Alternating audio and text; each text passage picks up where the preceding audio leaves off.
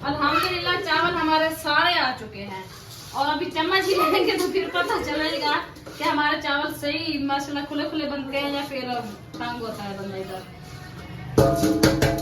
हैं कितने kilo? 2.5 kilo माशाल्लाह। मेरी कढ़ाई है उसमें 2 किलो आते हैं। आराम से बन जाएंगे अल्हम्दुलिल्लाह। हैं तो बराबर ना है ना। चले इनका पानी थोड़ा सूख जाए उसके बाद जो है ना फिर अच्छे से इसका पानी सुखा के इसको दम लगाएंगे। चावल देखना बताना कैसे बने हुए हैं। हाँ जी, पहली बार आपके हाथ के चावल खाऊंगी। क्यों? मतलब कि ये वाले सब्ज मिर्ची वाला? हाँ। अच्छा चलो बता के खा नहीं, के वैसे चिकन तो खाया था जब दावत दी थी, लेकिन ये सब्ज मिर्ची वाले चले अभी बताना खाऊंगी। खा के जी हाँ देख लेंगे कि कैसे